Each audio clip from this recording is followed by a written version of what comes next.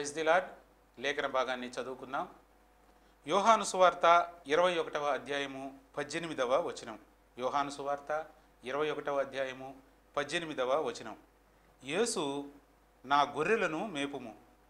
నీవు యవనుడవై ఉండినప్పుడు నీ అంతట నీవే నడుము కట్టుకుని నీకిష్టమైన చోటికి వెళ్ళుచుంటివి. నీవు ముసలివాడవైనప్పుడు నీ చేతులు నీవు చాచుదువు. వేరొకడు నీ నడుము కట్టి నీకిష్టము కాని చోటికి నిన్ను మోసుకొని పోవునని నీతో నిశ్చయముగా చెప్పుచున్నానని అతనితో చెప్పెను. ఆమేన్.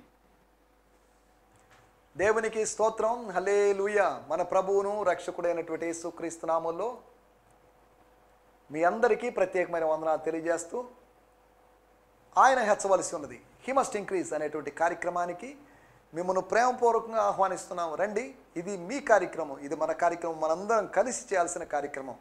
నేను బోధిస్తున్నప్పుడు మీరు ప్రార్థనాపూర్వకంగా వింటూ ఉన్నప్పుడు మీరు ఆ వాక్యాన్ని సరిగా రిసీవ్ చేసుకోగలరు. అలా రిసీవ్ చేసుకున్నప్పుడు ఆశీర్వాదాలు వస్తాయి. యేసుప్రభు చెప్పిన ఉపమానం మనకందరికీ తెలిసిందే. విత్తనాలు చల్లువాడు చల్లుతూ ఉన్నాడు. చల్లుతూ ఉన్నప్పుడు 4 విధాలైనటువంటి నేలల్లో పడ్డాయి. రాతి మీద పడ్డాయి, త్రోవ పక్కన పడ్డాయి, ముళ్ళ పొదలో పడ్డాయి, ఫైనల్గా మంచి నేలలో పడ్డాయి. ఈ 3 రకాల నేలలో పడినటువంటి విత్తనాల వలన ప్రయోజనం లేదు, కానీ మంచి నేలలో పడిన విత్తనాలు హార్వెస్ట్ని తీసుకువచ్చాయి, కోతను తీసుకువచ్చాయి, ఫలితాన్ని తీసుకువచ్చాయి. దేవుని స్తోత్రం. ఫలించే వ్యక్తిగా, ఫలించే విశ్వాసిగా, ఫలించే దేవుని బిడ్డగాను ఉండాలి. నీ మంచి నేల అనేటువంటి హృదయం అనగా నీ హృదయం శుద్ధీకరించబడాలి. దానిలోని శాప దోషాలు తొలగించబడాలి. దానిలో రాళ్ళు రప్పలు తొలగించబడాలి, దున్నబడాలి, మెత్తన చేయబడాలి. అప్పుడు విత్తనం విత్తబడాలి. రాతి నేలను దున్నడమో, రాతి నేలన లేదా దాన్ని చదువు చేయడమో, లేదా మెత్తన చేయడం అనేది కష్టం. త్రోవ పక్కన దాన్ని చేసినా అది వ్యర్థమే. అది తనకు సంబంధించింది కాదు, అది బై మిస్టేక్న పడ్డాయి. అక్కడ ఏం జరుగుతుందో చూద్దాం, తెలుసుకుందాం, విందాం అని వచ్చేవాళ్ళు ఉంటారు. విజిటర్స్ వస్తారు, సందర్శకులు వస్తారు. వాళ్ళు వచ్చి వెళ్తారే కానీ వాళ్ళ వల్ల ఎటువంటి ప్రయోజనం లేదు. వాళ్ళు వినరు. విన్నా ఇవన్నీ బోల్డ్ విన్నావులేండి అన్న దూరంలో ఉంటారు. కొంతమంది కఠిన హృదయం కలిగిన వాళ్ళు లోపల ఉంటారు. పాస్టర్లు కదంటండి, వాళ్ళకి ఏం పనులు ఉన్నాయి అదే పనికి చెప్తుంటారు అన్నవాళ్ళు. కానీ కొద్దిగా దేవుని వాక్యం అంటే ఇంట్రెస్ట్ ఉండి నామినల్ క్రిస్టియన్స్గా, నామకార్థ క్రైస్తవులుగా ఉన్నవాళ్ళు రకరకాల టెన్షన్స్, రకరకాల బిజినెస్, రకరకాల వ్యాపకాలు, రకరకాల అఫైర్స్తో ఉన్నటువంటి వాళ్ళు వాక్యం వింటారు, ప్రార్థన, లేకపోతే చర్చ్కి వచ్చి నిద్రపోవడమో, లేకపోతే చర్చ్లోకి వచ్చి సరిగా వినకుండడం, ఒక మాట వినడం, ఒక మాట వినకపోవడం, ఫస్ట్ వినడం, లాస్ట్ వినకపోవడం, లేదా ఇలాంటి ధోరణిలో ఉంటారు. వాళ్ళకి వాక్యం అంటే వాక్యాన్ని గౌరవిస్తారు, ప్రేమిస్తారు, కానీ వాక్యం ఎత్తుకొని పోతున్నారు అనేటువంటి అనుభవం లేదు. కానీ కాస్త గ్రోత్ కూడా ఉంది కదా. సమస్యలు రాగానే కొద్దిగా ఏం దేవుళ్ళేండి ఏంటనే తెలియని నిరాశ, ఒక చిన్నపాటి కొద్దిపాటి నిరాశ, నిస్పృహలు వాళ్ళలో ఉంటాయి. కానీ 4వ వ్యక్తి అలా కాదు. సరే, వాటిలోకి ఆ నేలల డిఫరెంట్ సాయిల్స్ యొక్క ఉపమానం చెప్పడం కాదు నా మాటల యొక్క ఉద్దేశం. రండి, మనం దేవుని వాక్యాన్ని ధ్యానించుకుందాం.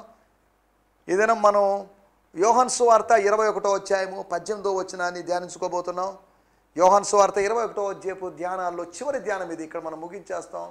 తర్వాత మరలా నేను ఇంతకుముందు చెప్పినట్టుగా యోహాను సువార్త 1వ అధ్యాయంలోకి వెళ్ళి మళ్ళీ రిపీటెడ్గా కొన్ని అక్కడక్కడ రివైజ్ చేసుకుంటూ ఉన్నటువంటి మెడిటేషన్స్లోకి మనం వెళ్ళబోతున్నాం. దేవుని స్తోత్రం. రండి, యోహాను సువార్త 21వ అధ్యాయం 18వ వచనాన్ని చదువుకుందాం. యేసు, నా గొర్రెలను మేపుము. యేసు, నా గొర్రెలను మేపుము. నీవు యవనుడవై ఉండినప్పుడు నీ అంతటా నీవే నడుము కట్టుకొని నీకు ఇష్టమైన చోటికి వెలుచుంటివి. నీవు ముసలివాడవైనప్పుడు నీ చేతులు నీవు చాచుదువు. వేరొకడు నీ నడుము కట్టి నీకు ఇష్టం కాని చోటికి నిన్ను మోసుకొని పోవునని నీతో నిశ్చయముగా చెప్పుచునని అతనితో చెప్పాను. చాలండి sir. Then Peter listen, when you were younger you made your own choices and you went where you pleased. But one day when you are old, others will tie you up and escort you where you would not choose to go, and you will spread out your arms. దేవుని స్తోత్రం. నీవు ముసలివాడైనప్పుడు, అరామిక్లో when you are grey headed అనగా నీ తల నెరిసినప్పుడు, అనగా నువ్వు పెద్దవాడు అయినప్పుడు, నీ తల నెరిసినప్పుడు నువ్వు, లేకపోతే పెద్దవాడు అయినప్పుడు, నువ్వు మెచ్యూరిటీకి వచ్చినప్పుడు, ఇలాంటి పరిస్థితుల్లో నువ్వు యవ్వన కాలంలో you went according to your own choices, నీ సొంత ఇష్టాల ప్రకారం నీకేది నచ్చిందో, ఏ ఊరు నచ్చిందో, ఏ మనుషులు నచ్చారో, ఏ చర్చ్ నచ్చిందో, ఏ సమాజ మందిరం నచ్చిందో అక్కడికి వెళ్తున్నావు. నిన్ను కంట్రోల్ చేయడానికి ఎవరు లేరు. అవుట్ ఆఫ్ కంట్రోల్, ఫ్యూరియస్గా నువ్వు ఉన్నావు. నీ పరిస్థితి వేరుగా ఉంది. కానీ వన్ డే, ఒకరోజు, అమ్మా ఈరోజు లేకపోతే నిన్న గతంలో ఎలాగో ఒకలాగా ఆరాధన చేశారు, బట్ వన్ డే, ఒక కాలం వస్తుందమ్మా. One day will come, future will come, bright future will come, the time for true worship will come. నిజ ఆరాధనకు సమయం వస్తుందమ్మా అన్నట్టుగా నీ ఇష్ట ప్రకారము నడిచినటువంటి అనుభవాలు ఉన్నాయి. మనసు యొక్కయు శరీరము యొక్కయు కోరికల చొప్పున నడిచినటువంటి దినాలు. దాన్నే పేతురు వేరొక విధంగా అంటాడు. 1 పేతురు పత్రిక 4వ అధ్యాయంలో 2-3 వచనాలు అనుకుంటాను. అన్యజనుల ఇష్టము నెరవేర్చుటకు గతించిన కాలమే చాలు. అనగా నా ఇష్టాలు, నీ ఇష్టాలు అన్నీ ఉన్నాయి. అదే సమయంలో అన్యజనుల ఇష్టాలు, అన్యజనుల ఇష్టాలంటే నా స్నేహితుల యొక్క ఇష్టాలు, అన్యజనులైనటువంటి నా స్నేహితుల యొక్క ఇష్టాల ప్రకారం వాళ్ళని బాధ పెట్టకూడదు, వాళ్ళ సెంటిమెంట్స్ని ఇబ్బంది పెట్టకూడదు, వాళ్ళని హర్ట్ చేయకూడదు అనే విధంగా వాళ్ళ ఇష్టాల చొప్పున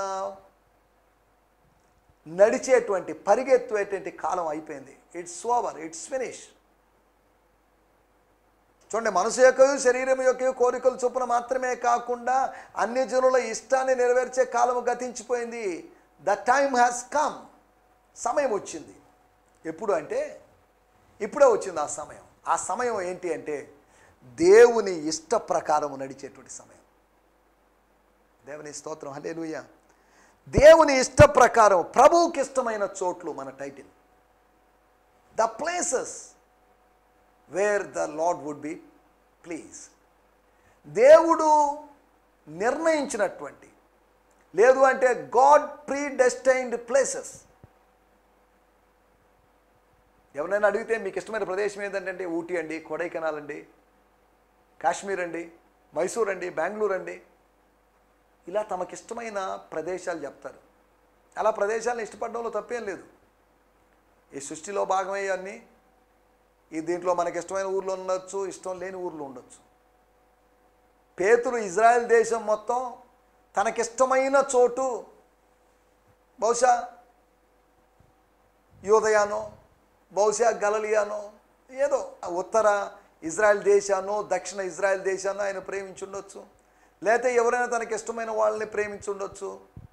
వాళ్ళ బంధువులు ఎవరో ఒకరో వాళ్ళ దగ్గరికి వెళ్ళడం, ఇవన్నీ చేస్తూ ఉండొచ్చు. లేదా భార్య తరపున వాళ్ళు ఎవరో, ఏదో సంథింగ్. అంటే నీ ఇష్ట ప్రకారం నువ్వు నడిచావు.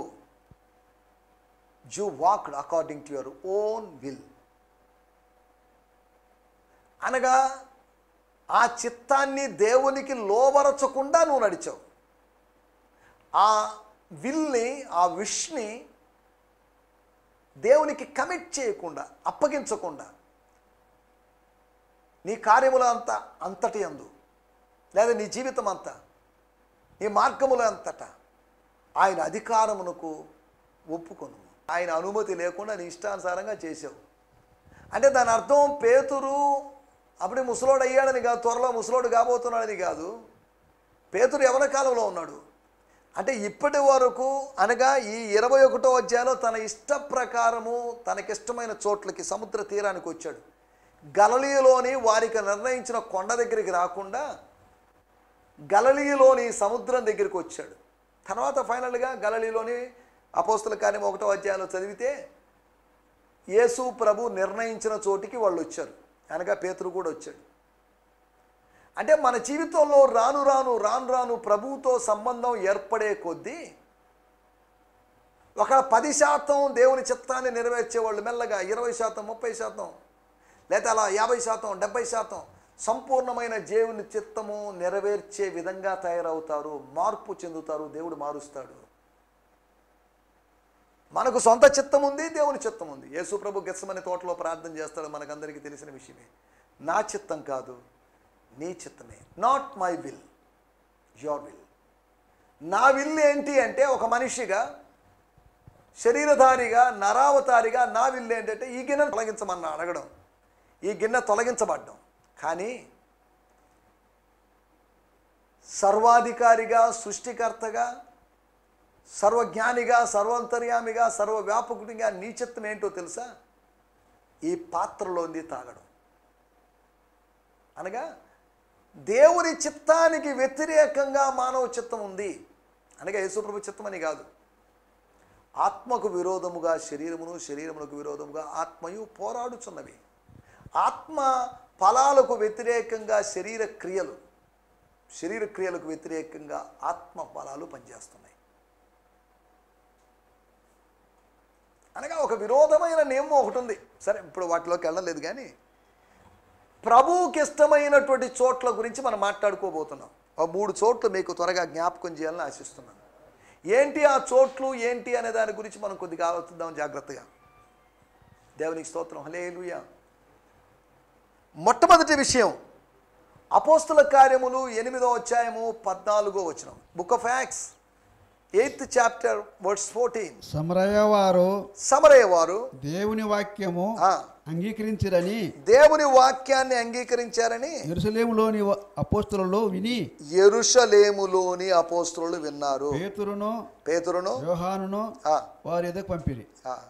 When the apostles in Jerusalem heard that Samaritans had accepted God's message of life, they sent Peter and John to pray over them so that they would receive the Holy Spirit.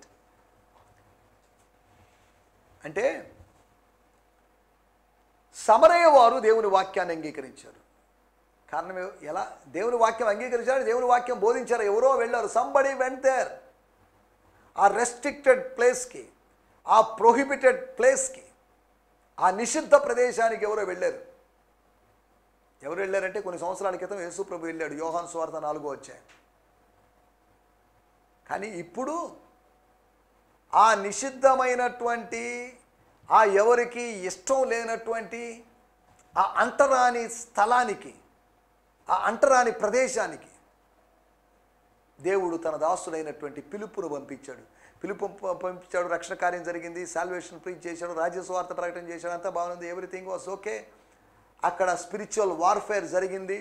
అక్కడ ఒకడు గారడీ వాడైనటువంటి Simon అనేటువంటి వ్యక్తి మారు మనసు పొందాడు, లేకపోతే ఆయన కూడా శిష్యుడిగా మారాడు. ఇవన్నీ మనకు తెలిసిన విషయాలే. సమరయ వారు విశ్వసించారని తెలిసినప్పుడు అపోస్తలులు ఊరుకోలేదు. They want to help the ministry, local churches. యెరూషలేములోని కూర్చొని ఉండడం సమంజసం కాదు. It's not good. It's not fair to sit always in Jerusalem. అనగా అపోస్తులు అందరూ శ్రమ వచ్చినప్పటికీ కూడా, విశ్వాసులు చెదిరిపోయినప్పటికీ కూడా అపోస్తులు జెరూసలేములోనే ఉన్నారు, జెరూసలేం విడిచిపెట్టలేదు. అంటే ఇంచుమించు 8వ అధ్యాయానికి వచ్చేసరికి ఒక 40-50 వరకు అయి ఉండొచ్చు. కానీ ఈ మధ్యలో ఒక ఐడియా చీట్లు వేశారు, తోమాని ఇండియా పంపించారనేటువంటి ఐడియా మనోళ్ళు ఎలాగా చేశారో మనకి తెలియదు. సరే, దాంట్లోకి వెళ్ళలేదు. తోమా అనే ఆయన కూడా అపోస్తులుడే. అపోస్తులందరూ యెరూషలేములోనే ఉన్నారు అని రాయబడింది. ఏమన్నా వెళ్తే సుదూర ప్రాంతాలకి ఎక్కువ దూరం వెళ్ళింది ఈ ఫిలిప్ అనేవాడే. ఫిలిప్ అనే వ్యక్తి అపోస్తులుడు కాదు. Is a deacon, is a పరిచారకుడు. ఆయన బలల దగ్గర పరిచర్య చేసేవాడు, సంఘ పెద్ద కూడా కాదు. ఫిలిప్ అనేటువంటి ఆయన సంఘ పెద్ద కాదు. ఫిలిప్ అనేటువంటి ఆయన అపోస్తులుడు కాదు. కానీ ఫిలిప్ అనే వ్యక్తి పరిచారకుడు అయినప్పటికీ కూడా పరిచర్య చేశాడు. ఈ రోజుల్లో అపోస్తులు అనబడిన వాళ్ళు, పాస్టర్లు అనబడిన వాళ్ళు పరిచర్య చేయడం లేదు. కానీ ఆది సంఘంలో పరిచారకుడు అనబడినవాడు, నా మినిస్ట్రీ లోకల్ చర్చికే పరిమితం అండి, తాను సమరయాలో లోకల్ చర్చ్ స్టార్ట్ చేయాలని, సమరయాలో లోకల్ చర్చ్ స్టార్ట్ చేయాలని, అపోస్టలిక్ చర్చ్ స్టార్ట్ చేయాలని, అపోస్తుల బోధతో కూడుకున్నట్టు చర్చ్ స్టార్ట్ చేయాలి అనేటువంటి ఉద్దేశంతో వెళ్ళాడు. వాడు చర్చ్ బిల్డింగ్ కట్టాడో లేదో, స్థలం కొన్నాడో లేదో, దాన్ని ఎలా కట్టాడో ఏంటో వాటిలోకి మనం వెళ్ళలేదు. మనం కారణం ఏంటంటే ఈ రోజుల్లో మినిస్ట్రీ అంటే స్థలం కొనుక్కోవడం, మందిరం కట్టడం ఇవే ఆలోచిస్తున్నారు. కానీ ఆత్మలను కట్టడం, ఒక మంద గురించి ఆలోచించడం ఎవరు చేయడం లేదు. మందిరం గురించి ఆలోచించే వాళ్ళు ఉన్నారు, కానీ మంద గురించి ఆలోచించే వాళ్ళు తక్కువైపోయారు. మంద ఈజ్ ఇంపార్టెంట్, నాట్ మందిరం. Flock is important, not building is important. Fellowship gather కావడానికి ఆ బిల్డింగ్ ఉంటుంది చూసారా, దట్ ఈజ్ నాట్ ఇంపార్టెంట్. ఈ రోజులో చూస్తే సంఘ పరిచరులు లేకపోతే సంఘ కాపరత్వపు పనులు ఎలా ఉన్నాయంటే, ఒక సంఘాన్ని చేల్చడం, మొక్కలు చేయడం, దాన్ని మళ్ళీ సెపరేట్గా పెట్టడం, ఇంకో చోట కట్టుకోవడం, ఇటువంటి విధానాలు ఉన్నాయి. మనం వాటిలోకి వెళ్ళలేదు. నెంబర్ 1, ప్రభువుకి ఇష్టమైన చోట్లు. అపోస్తలుడైన పౌలు చెప్పాడు, నేను ఇంతకుముందు పిల్లోళ్ళలాగా ఉన్నాను, పిల్లోళ్ళలాగా ఆలోచించాను, పిల్లవాడిని వరే ఆలోచిస్తూనే యోచిస్తూనే మాట్లాడితేనే. ఇప్పుడు పెద్దవాడిని అయిపోయాను, ఇప్పుడు మెచ్యూరిటీ వచ్చేసింది, ఇప్పుడు వృద్ధుడిని అయిపోయాను, ఇప్పుడు యవ్వన కాలం దాటేశాను నేను, ఇప్పుడు నా పరిస్థితి వేరుగా ఉంది, వాటన్నిటిని మానేశాను నేను, ఇప్పుడు సంపూర్ణత వైపు నేను పరిగెడుతున్నాను అన్నట్టుగా మాట్లాడాడు. అలాగే యవనస్తుడైనటువంటి పేతురు యవన కాలములోంచి తాను భౌతికమైన ప్రయాణం చేసి ఆత్మీయ పరిచర్యలో కూడా ఇష్టమైన చోట్లోంచి కష్టమైన చోట్లోకి వచ్చాడు. ఇష్టమైన చోట్లోంచి కష్టమైన చోట్లలోకి రావాలది మినిస్ట్రీ. నాకు ఆ ఊరు నచ్చింది, నేను అటు వెళ్ళిపోతున్నాను. చాలామంది దేవుడు మమ్మల్ని అక్కడికి చెప్పాడండి, అక్కడికి వెళ్ళిపోతున్నాను అంటున్నారు. మంచిదే, దేవుడు మీతో చెప్తే వెళ్ళడంలో తప్పేం లేదు. కానీ దేవుడు చెప్పకుండా మీరే ఊహించేసుకొని వెళ్ళడమే ప్రమాదకరం. చూడండి, దేవుడు చెప్తే వెళ్ళాడు, తన సొంత ఆలోచనను బట్టి పిలుపు వెళ్ళలేదు. అందుకొరకే విస్తారమైన మినిస్ట్రీ జరిగింది, విస్తారమైన ఆత్మలు సంపాదించాడు. ఈ రోజులో దేవుడు చెప్పాడు అని వచ్చిన వాళ్ళు వేరే జిల్లాల్లోంచి, వేరే రాష్ట్రాల్లోంచి, వేరే మండలాల్లోంచి వచ్చిన వాళ్ళు వస్తున్నారు. కానీ ఇక్కడ వెలగబెట్టింది, ఉద్ధరించిందంటూ ఏమీ లేదు. ఉన్న సంఘాలను చీల్చి, ఉన్న కుటుంబాలను చీల్చి గందరగోళం చేయడం తప్ప వాళ్ళు చేసింది ఏమీ లేదు. కాబట్టి మనం ఇక్కడ ఆలోచిస్తున్న మాట, when you would be sent there would be a sign. ఒక సూచన జరుగుతుంది. అదేంటి అంటే అక్కడ ఏదో వర్క్ జరుగుతుంది, దేవుని సంఘము కట్టబడుతుంది, దేవుని పరిచర్య బలపరచబడుతుంది. ఇవి రెండు జరగకుండా నువ్వు చేసావంటే అది వ్యర్థమే. ఫిలిప్ యొక్క మినిస్ట్రీ సక్సెస్ఫుల్, ఒక సక్సెస్ఫుల్ ఎవాంజలిస్ట్ ఆయన, దాని విషయంలో ఎటువంటి సందేహం లేదు. ఫిలిప్ ద ఎవాంజలిస్ట్ అని పిలువబడినవాడు, ఒక విజయవంతమైన పరిచర్య జరిగించినవాడు. దేవుని స్తోత్రం. నీ అభివృద్ధి అందరికీ తేటగా కనబడినిమ్మని పౌలు తిమోతితో చెప్పాడు. ఫిలిప్ విషయంలో మాత్రం ఫిలిప్ యొక్క అభివృద్ధి అందరికీ తేటగా కనబడింది, నో డౌట్ అబౌట్ ఇట్. పౌలు యొక్క ఎగ్జాంపుల్స్ని ఆధారంగా చేసుకొని పౌలు రక్షింపబడడానికి ముందే మినిస్ట్రీ చేసి సక్సెస్ఫుల్ మినిస్ట్రీ చేసినాడు. దేవుని స్తోత్రం. ఏకంగా గారడి సీమోన్ని, సార్సరర్ని, ఒక మాంత్రికుణ్ణి ఢీకొని విజయం సాధించిన వ్యక్తిగా మనం అతన్ని చూస్తున్నాం. ఒకటి, అన్యుల యొక్క ప్రదేశానికి అనగా సమరయాకి, అనగా యూదయాకు గలిలయకు మధ్యలో ఉన్నటువంటి ఆ భూభాగానికి ఎవరు వెళ్ళడానికి ఇష్టపడినప్పుడు యేసు ప్రభు తన నోటితో స్వయంగా చెప్పినట్టు ఆరోహణకు ముందు చెప్పబడిన ఆఖరి మాటల్లో భాగంగా పరిశుద్ధాత్ముడు మీ మీదకు వస్తాడు. When the Holy Spirit will come upon you, you will receive power. మీరు శక్తిని పొందుకుంటారు. శక్తిని పొందుకొని 4 గోడల మధ్య కూర్చొని స్తోత్రాలు చెప్పుకుంటూ, ఆరాధనలు చేసుకుంటూ, ప్రైజ్ అండ్ వర్షిప్లు చేసుకుంటూ, టారీ మీటింగ్లు పెట్టుకుంటూ ఉంటారని కాదు, మీరు సాక్షులుగా ఉంటారు. యూదయ, సమరయ, భూదిగంతముల వరకు మీరు నాకు సాక్షులు అంటారు. అక్కడ మెన్షన్ చేసిన ఒక ప్రాముఖ్యమైన ప్రదేశం సమరయ. యూదయ ప్రాముఖ్యమే, కానీ సమరయను గురించిన యేసు ప్రభు యొక్క దర్శనం. యోహాను సువార్త 4వ అధ్యాయంలో తాను సమరయలో పరిచర్య చేశాడు, ఇక మరిచిపోలేదు దాని గురించి. మళ్ళీ సమరయలో ఉద్యోగం రావాలని కోరుకున్నాడు. దేవుని తన సేవ ఆరంభంలో సమరయకి వెళ్ళాడు. తన సేవ ముగింపు సమయంలో తన సమయము ఈ లోకాన్ని విడిచిపెట్టే సమయం వచ్చినప్పుడు కూడా సమరయ యొక్క ప్రస్తావన తీసుకొచ్చాడు. గో టు సమరయ, అట్లీస్ట్ సమ్మన్ గో టు సమరయ. ఎవరో ఒకరు వెళ్ళండి. అపోస్తులు ఎవరు వెళ్ళలేదు. అపోస్తులకు ముందుగా, యేసు ప్రభువుకు ముందుగా యోహాను వెళ్ళినట్టుగా అపోస్తులకు ముందుగా ఫిలిప్ వెళ్ళాడు. ఫోర్ రన్నర్గా వెళ్ళాడు. దేవుని స్తోత్రం. ఇప్పుడు జరుగుతున్నట్టు మాటలు, అన్య ప్రదేశంలో పరిచర్య చేయడానికి ఏమాత్రం ఇష్టపడని వ్యక్తులు. యూదులకు ఎంతసేపటికి యూదుల మధ్యలో పరిచర్య అంటే ఇష్టం, కానీ అన్య ప్రదేశంలో పరిచర్య చేయడానికి ఇష్టపడని వ్యక్తిని దేవుడు అక్కడికి పంపించాడు. నువ్వు పెద్దవాడైనప్పుడు, వృద్ధుడైనప్పుడు నీకు ఇష్టం కాని చోటుకి వెళ్తావు. అది ఇష్టం కాని చోటుకి వెళ్ళాడు. దేవుడు పంపించాడు. అపోస్తలు పంపించారు, పెద్దలు పంపించారు, జెరూసలేం కౌన్సిల్ వాళ్ళు పంపించారు. రెండో విషయాన్ని నేను మీకు జ్ఞాపకం చేస్తాను. అపోస్తల కార్యములు 10వ అధ్యాయము 28, 29, 30 వచనాలు. అప్పుడు అతడు అన్యజాతి వానితో సహవాసము చేయుటైనను అట్టి వారిని ముట్టుకుంటైనను యూదునికి ధర్మం కాదని మీకు తెలియను. అయితే ఏ మనుషుడును నిషేధింపదగిన వాడైనను అపవిత్రుడని అయినను చెప్పకూడదని దేవుడు నాకు చూపించినాడు. కాబట్టి నన్ను పిలిచినప్పుడు అడ్డమేమీ చెప్పలేదు. ఉచితిని గనుక ఎందు నిమిత్తం నన్ను పిలువనంపితురో దాన్ని గూర్చి అడుగుచున్నానని వారితో చెప్పాను. Peter said to them, you all know that it's against the Jewish laws for me to associate with or even visit the home of one who is not a Jew. Yes, God has shown me that I should never view anyone as inferior or ritually unclean.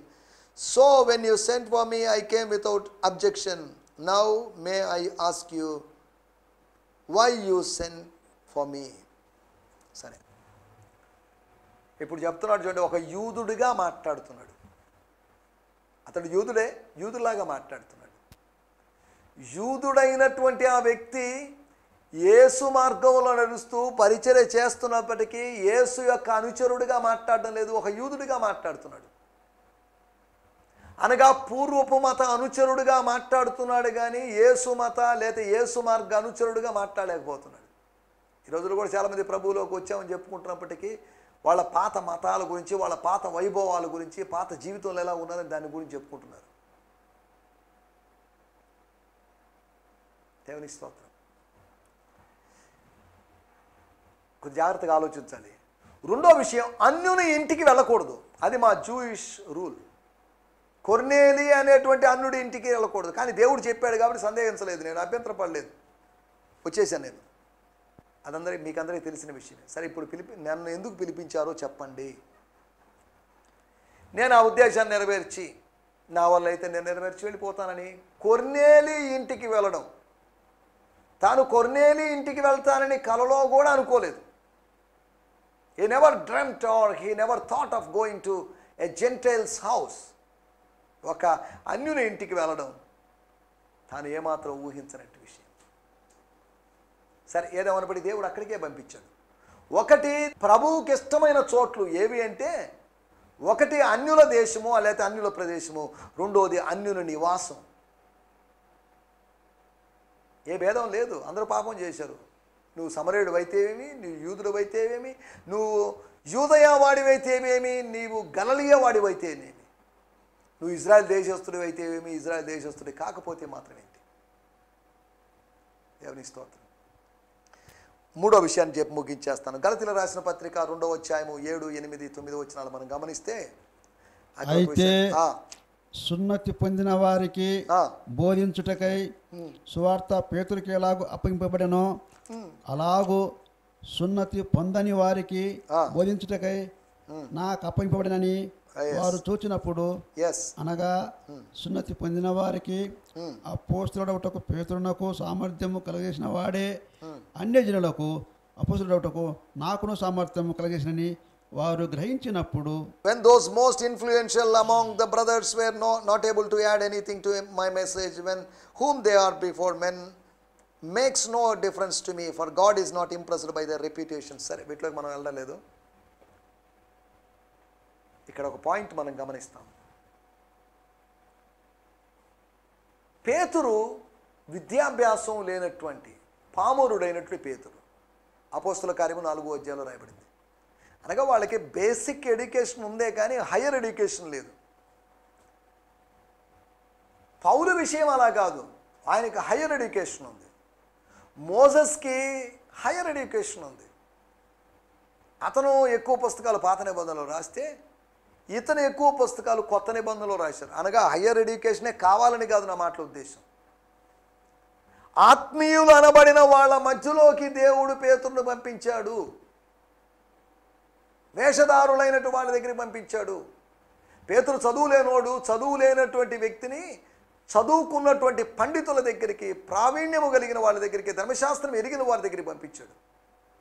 అంతా చదువుకున్న వ్యక్తిని అన్యజనుల దగ్గరికి పంపించాడు. పౌలునేమో అన్యజనుల దగ్గరికి, పేతురునేమో యూదుల దగ్గరికి పంపించాడు. అంతా రివర్స్ చేశాడు. మనమైతే పేతురుని అన్యజనుల దగ్గరికి పంపిస్తాం. నీకు చదువు లేదు కదా, ఎందుకు ఈ చదువుకున్న వాళ్ళ మధ్యలో, ఈ ఇంజనీర్స్ మధ్యలో, ఎంబీఏ చేసిన వాళ్ళ మధ్యలో, లేకపోతే హైలీ క్వాలిఫైడ్ వాళ్ళ మధ్యలో నువ్వెందుకు లేని పంపిస్తాం. కానీ దేవుడు దానికి రివర్స్ చేశాడు. పేతురుని ఆత్మీయులు అనబడిన వారి మధ్యలోకి, యూదుల మధ్యలోకి పంపిస్తే పౌలును మాత్రం అన్ని జనుల దగ్గర పంపించినట్టుగా చూస్తున్నాం. సరే, నా మాటల యొక్క ఉద్దేశం, నా మాటలు ఇక్కడ ముగిస్తున్నాను. అన్యుల ప్రదేశానికి పంపించబడ్డాడు. రెండోది అన్యుని ఇంటికి పంపించబడ్డాడు. మూడోది ఆత్మీయులు అనబడిన వారి మధ్యలోకి పంపించబడ్డాడు. ఆయనకి ఇష్టం లేని చోట్లు. సరే, దేవునికి స్తోత్రం. నా మాటలు ముగిస్తున్నాను. దయచేసి తలలో ఉంచండి, ప్రార్థన చేసుకుందాం. నీకు ఇష్టం కాని చోట్లకి దేవుడు నిన్ను నడిపిస్తాడు. రాబోయే రోజుల్లో నీ పరిచర్యలో నీకు ఇష్టం కాని చోట్లు, నీకు నచ్చిన, నిన్ను పొగిడేటువంటి, నిన్ను మెచ్చుకునేటువంటి స్థలానికి కాదు, కానీ నిన్ను నొచ్చుకునేటట్టు చేసేటువంటి ప్రదేశాల్లోకి దేవుడు నిన్ను పంపిస్తాడు. ప్రార్థన చేసుకుందాం. పరిశుద్ధుడైన మా దేవా, మీకు వందనాలు. మీరు మాకు వినిపించిన మాటల కొరకే మీకు వందనాలు.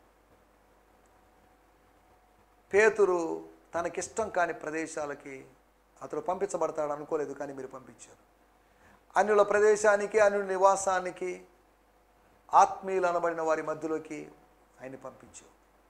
మా జీవితాల్లో కూడా మీ చిత్తమే నెరవేరాలి. పరలోకమందు నీ చిత్తం ఎలాగో నెరవేరుచున్నదో భూలోకమందు, అనగా భక్తుల లోకమందు, భక్తుల మధ్యలో, భక్తుల పరిచర్యలో మీ చిత్తమే నెరవేరాలని కోరుకుంటున్నా. దేవా, మీకు వందనాలు చెల్లిస్తున్నాం. మీరు మాకు వినిపించిన మాటల కొరకే మీకు వందనాలు. మాకు ఇష్టమైన చోట్లు కాకుండా మీకు ఇష్టమైన చోట్లకి మేము వెళ్ళగలుగుటకు, పరిగెత్తగలుగుటకు, నడవగలుగుటకు, సేవ చేయగలుగుటకు సాయం చేయమని యేసు క్రీస్తు నామములోనే ప్రార్థించడుగుతున్నాం పరమ తండ్రి. ఆమేన్, ఆమేన్. మీ అందరికీ ప్రత్యేకమైన వందనాలు. ప్రభు చిత్తమైతే మరొక ఎపిసోడ్లో రేపు ఉదయకాలం కలుసుకుందాం. హల్లెలూయా.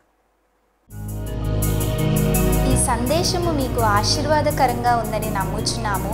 ప్రార్థనా అవసరతల కొరకు మమ్మల్ని సంప్రదించవలసిన మా చిరునామా గిద్యోన్ మిషన్ చర్చ్, 6వ వీధి, శాంతినగర్, నెల్లూరు 4, ఆంధ్రప్రదేశ్. పిన్ 524004. మా ఫోన్ నంబర్లు 7036443613 మరి ఒక నంబర్ 9392293010. మా ఈమెయిల్ ఐడి gfihmi2015@gmail.com. దేవుడు మిమ్మును ఆశీర్వదించునుగాక. ఆమేన్.